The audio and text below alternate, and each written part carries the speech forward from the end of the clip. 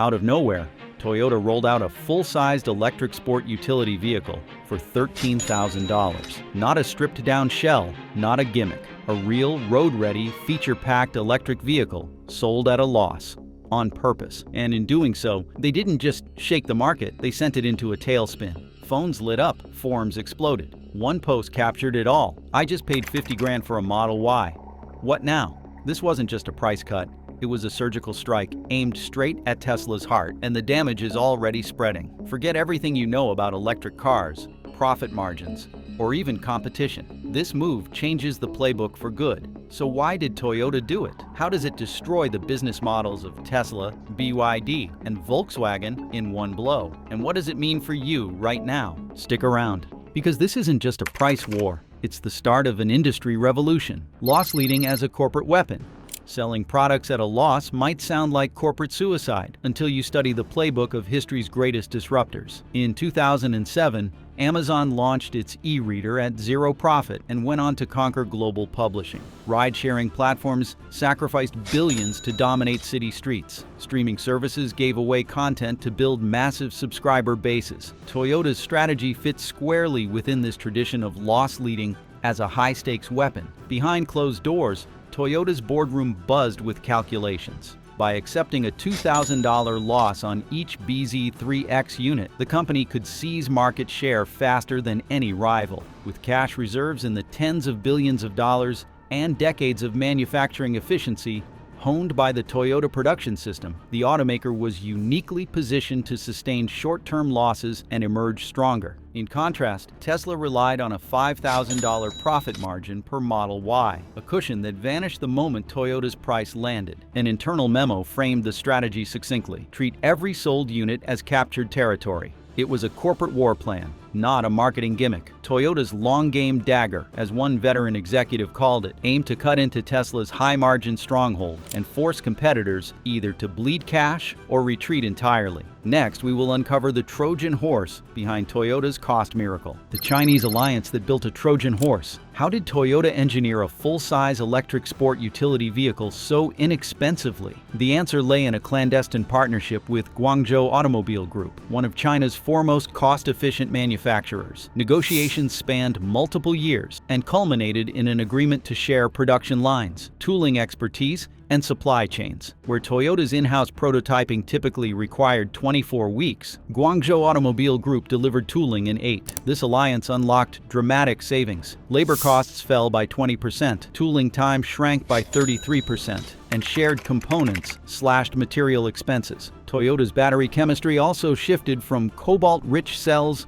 to lithium iron phosphate, trimming thousands of dollars per unit. A lead engineer at Guangzhou Automobile Group remarked, "We delivered high-volume production far faster than anyone expected. Toyota's efficiency combined with our local expertise made it possible." This was the true Trojan horse of Toyota's strategy, a bargain chassis that concealed the cost-cutting mechanisms needed for sustained loss leading. By outsourcing core elements of production without compromising quality, Toyota ensured each BZ3X rolled out at a fraction of legacy costs, while competitors struggled to keep pace. But the real surprise awaited inside the cabin. Features that feel like $50,000 SUVs. Slide behind the wheel and you might assume you were in a luxury model costing more than $50,000. A 14 6/10" touchscreen dominates the center console, seamlessly integrated with an 11-speaker premium audio system. Adaptive cruise control, automated emergency braking, lane centering assistance, and blind spot monitoring. All features typically reserved for high-end models come standard. Toyota even included wireless smartphone charging,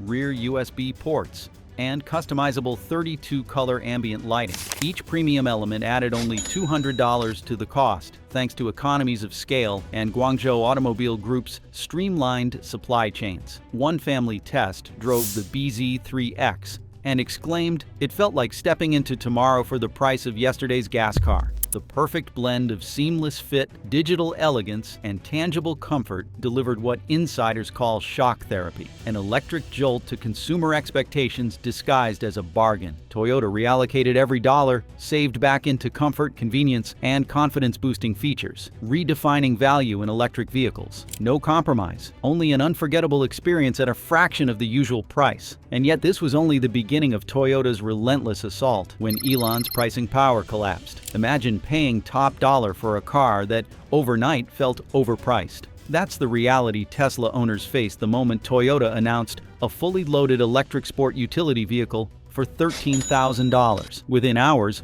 online forums flooded with posts. Why did I spend so much when Toyota just made this move? And did we all just overpay by thousands? On Reddit, one user lamented, "I bought my Model Y last month. Now it feels like I should have waited. Am I missing something?" Beyond consumer concerns, the shockwave hit Tesla's financial core. Analysts quickly downgraded Tesla's earnings forecast, anticipating a 15% drop in profit if the automaker tried to match Toyota's pricing. Tesla's business model, high margins supported by a premium image, began to crack. It wasn't just about money, it was about perception. Tesla has been soiling a vision of the future, one that justified premium pricing. Now that future was available for less than half the cost. Morgan Stanley analysts noted Tesla's pricing power is no longer a strategic advantage. It's an existential risk. What had been a key strength, premium pricing backed by innovation, was suddenly its greatest vulnerability. Overnight, Toyota had stripped away the luxury allure Tesla had cultivated, leaving only a bitter question: was Tesla worth it anymore? We broke down the numbers, the strategy, and the psychology, so you didn't have to. If this saved you hours of research or gave you clarity,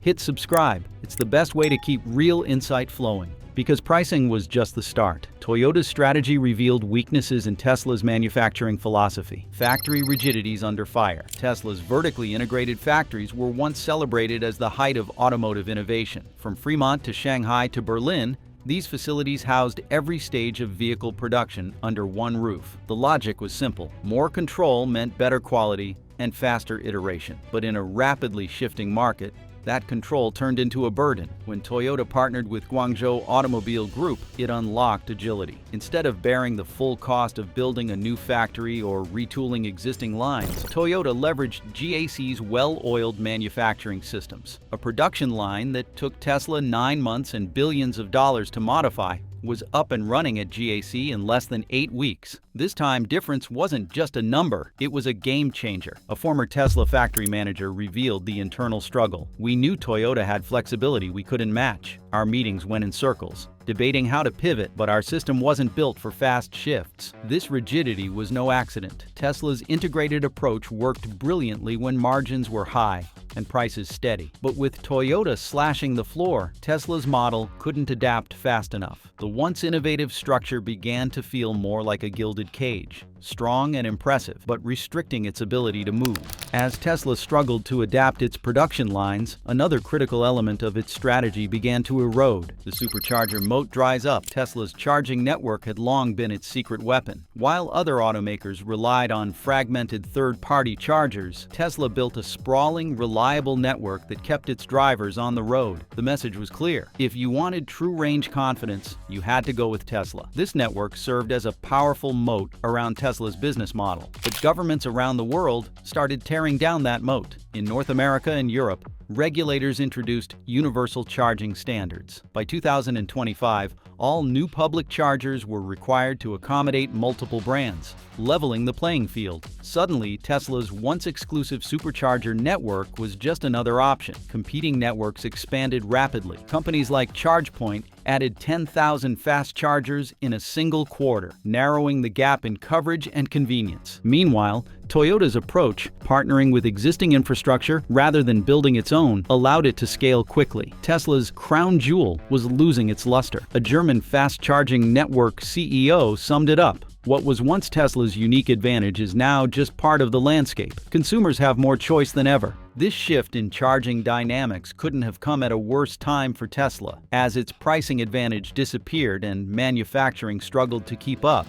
Losing its network exclusivity left the company vulnerable in ways it had never been before. Dealerships rediscovered their power. Tesla famously disrupted the car buying experience by selling directly to consumers. No pushy salespeople, no dealerships, no traditional showrooms. Instead, customers ordered online, skipped the haggling, and had their cars delivered directly to their doorsteps. This model has been celebrated as forward-thinking and consumer-friendly. But as the electric vehicle market matured, cracks began to show. Many buyers started to miss the support and reassurance that a local dealership could provide. They wanted someone to talk to when their car needed servicing, when software updates failed, or when something just felt off. Tesla's network of service centers, while innovative, was thin compared to Toyota's vast network of over 500 dealerships worldwide. Some Tesla owners faced wait times of several weeks for simple repairs, or had to drive hundreds of miles to the nearest service center. In contrast, Toyota buyers could drop by a dealership in their neighborhood and be back on the road within hours. A survey of first-time electric vehicle buyers revealed that 75% preferred having a local dealership they could visit, especially for ongoing maintenance and support.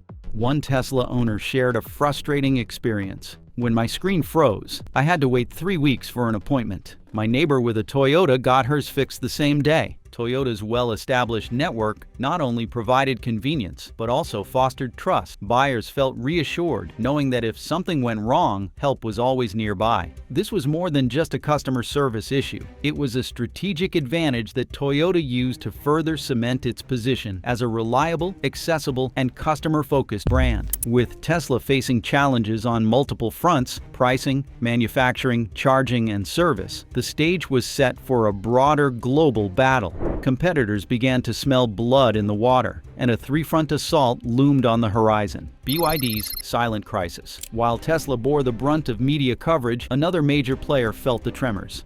BYD, China's crown jewel of electric vehicles, was quietly struggling to maintain its lead. BYD had dominated domestic sales, capitalizing on its advanced battery technology and strong government support. But Toyota's sudden undercutting left BYD in an uncomfortable position. Sales growth, which had hovered around 40% year-over-year, suddenly dropped to 20% in key regions. This wasn't just a minor setback, it was a direct response to Toyota's strategic pricing. Chinese consumers, accustomed to viewing BYD as the reliable, affordable choice, now had a new contender, one that matched their expectations at a lower cost. Dealerships reported that Toyota's bZ3X was pulling in buyers who previously would have purchased BYD's Dolphin or Chin models. Within BYD's executive offices, the mood turned tense. Leaked internal communications hinted at division among leadership. Some pushed for immediate price cuts, warning that maintaining current levels would drive customers into Toyota's arms.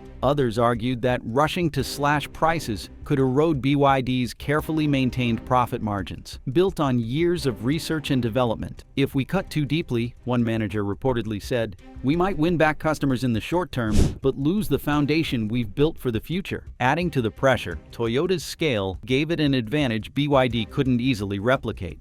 While BYD was a giant in China, its reach and resources paled in comparison to Toyota's global network. BYD executives watched as their once iron grip on the domestic market began to loosen. And as momentum shifted toward Toyota, BYD wasn't the only player reevaluating its strategy. Volkswagen's premium predicament. In Europe, Volkswagen faced a different kind of reckoning. The German automaker had invested billions of euros into electric vehicles, positioning the ID.3 as its flagship budget-friendly hatchback. But budget-friendly was a relative term. With a starting price exceeding $35,000, the ID.3 appealed to drivers looking for European engineering and quality, at a price point that still felt premium. When Toyota's bZ3X arrived with a $13,000 price tag, Volkswagen found itself in a difficult spot. For budget-conscious consumers, the math was clear. Toyota offered nearly the same level of technology, range, and features for less than half the cost. Volkswagen dealerships reported a noticeable drop in foot traffic as customers flocked to Toyota showrooms or scoured online pre-order forms. Volkswagen tried to emphasize its strengths: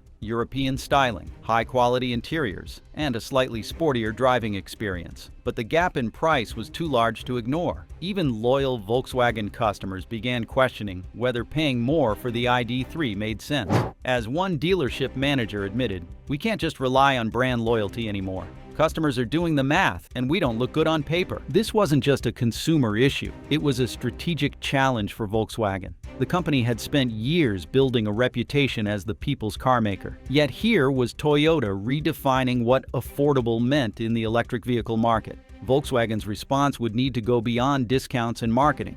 The automaker had to rethink its pricing structure, supply chain efficiency, and even its long-term strategy if it wanted to remain competitive in the new EV landscape.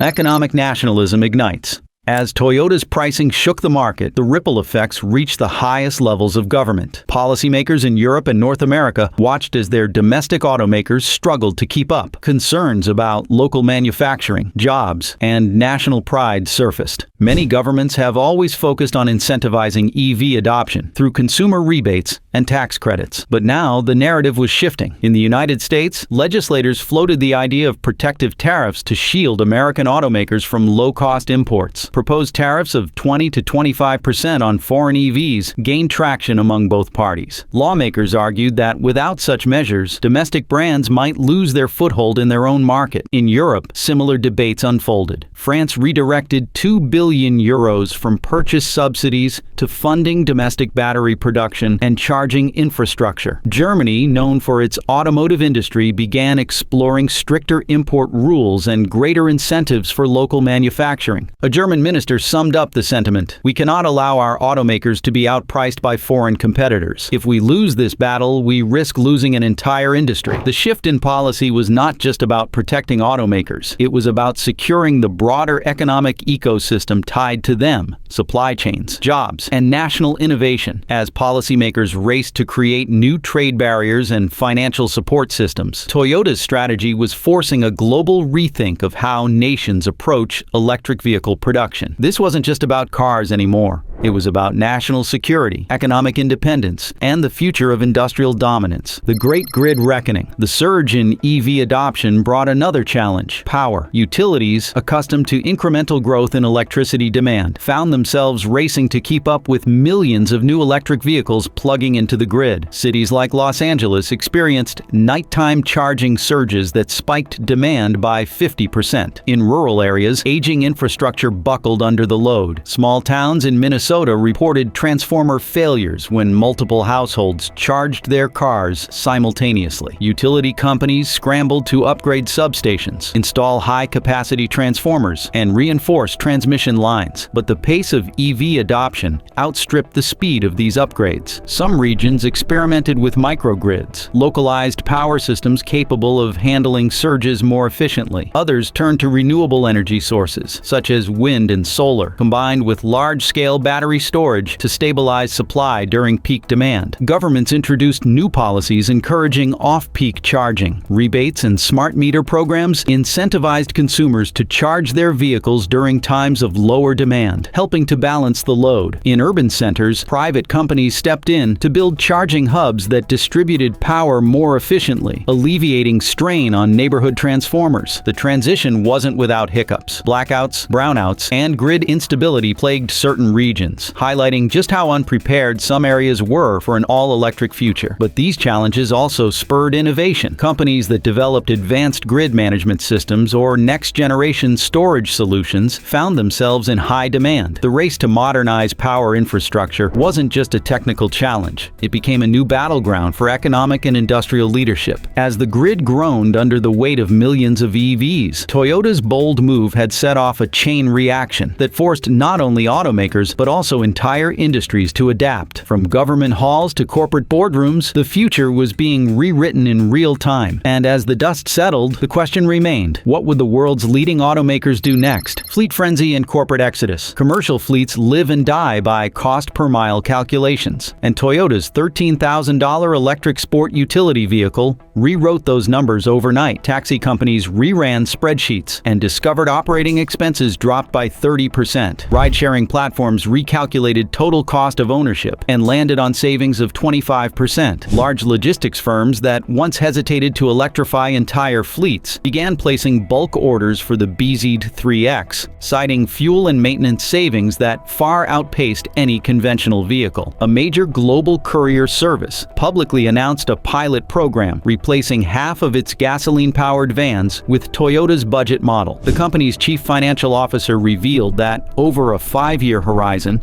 total fleet expenditure would fall by millions of dollars, freeing capital for expansion into emerging markets. At the same time, major retailers installed fast-charging hubs at distribution centers, ensuring vehicles could recharge in under 30 minutes during shift changes. This corporate stampede served as a force multiplier for mass adoption. As fleets charged ahead, public charging infrastructure expanded in tandem. Municipalities and private developers raced to erect chargers along key freight corridors. With fleets leading the way, everyday drivers found more access points and greater confidence to switch to electric. Toyota's strategy had created a feedback loop. Lower prices drove fleet adoption, which in turn accelerated infrastructure growth, making electric vehicles more practical for all. And as corporate giants embraced electrification, individual car buyers began eyeing their gasoline-fueled vehicles with new skepticism. Resale value apocalypse. Once steady resale values for gasoline-powered cars began to crater as electric vehicles flooded the market at unprecedented prices. Trade-in values for used internal combustion vehicles plummeted by 10 to 20%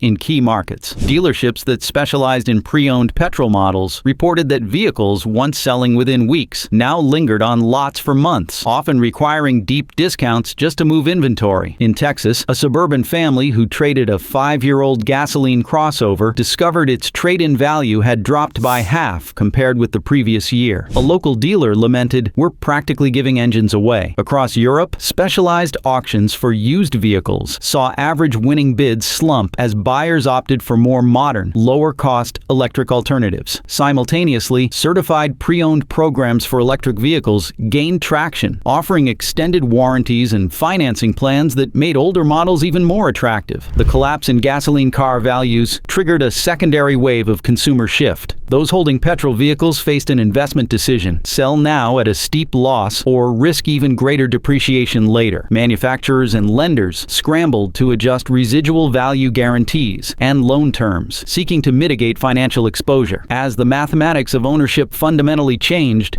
the notion of a used gasoline vehicle as a stable asset evaporated, replaced by a market where electric vehicles commanded both demand and higher long-term value retention. With consumer sentiment turning against gasoline vehicles, the stage was set for Tesla's greatest challenge yet: Elon's ultimate strategic crossroads. Elon Musk faced a trio of grim choices. First, slash prices and accept a collapse in profit margins that could jeopardize expansion plans and future research. Analysts estimated a 10 to 15% profit decline for each 100,000 unit reduction in average selling price. Second, develop a new ultra-budget model, a project projected to require 9 months of retooling and over $2 billion in capital expenditure. Third, maintain a premium focus and risk consigning Tesla to a shrinking niche as mass-market electric vehicles dominated volume. Inside Tesla's boardrooms, two factions battled. One group argued that Musk's vision of a premium, technology-led future remained intact, insisting that Tesla's brand loyalty and advanced driving systems could justify a market segment even as budgets reigned. The other faction warned that failing to adapt would lead to irrelevance, advocating for a nimble shift toward affordability and scale. Investors watched anxiously. Some publicly questioned whether Tesla could innovate its way out of a price-driven squeeze. A leaked internal memo described the situation as crossing the Rubicon. Once Tesla committed to a path, there would be no turning back. Decision-makers recognized that any choice carried severe consequences: bleed profits, incur massive costs, or retreat from mass-market leadership. Musk convened emergency sessions, balancing the risk of short-term financial pain against the imperative of long-term survival. With no clear consensus, the clock ticked. What Elon Musk decided next would not only determine Tesla's fate, but also the shape of personal transportation for decades to come. The dawn of a new automotive era. The ripple effects of Toyota's strategic strike extended extended far beyond boardrooms. Governments retooled trade policies, imposing protective tariffs of 20 to 25% on electric vehicle imports to shield domestic automakers. Subsidies shifted from purchase incentives to grants for charging infrastructure and grid modernization. Utilities raced to upgrade substations as nighttime charging surges spiked demand by 50% in major metropolitan areas and triggered transformer failures in rural communities. Private investors poured billions into microgrids and battery storage solutions, aiming to balance demand and prevent blackouts. Fleet electrification created corridors of fast chargers, while the collapse of gasoline car resale values altered lending practices and consumer finance models. Used electric vehicle markets thrived under certified pre-owned programs that offered extended warranties, reinforcing the long-term viability of battery-powered transportation. Automakers previously focused on luxury repositioned product lines, exploring collaborations and cost-sharing partnerships to maintain profitability in a mass-market landscape, now defined by affordability. Industry analysts forecast that by 2028, sub-$10,000 electric vehicles would become commonplace, driving a global emissions reduction of 20% and reshaping urban mobility. A leading futurist predicted, "We are witnessing the birth of Mobility 2.0, where vehicles are defined by flexibility, connectivity, and democratized access." Toyota's bold move had served as the catalyst for a transformation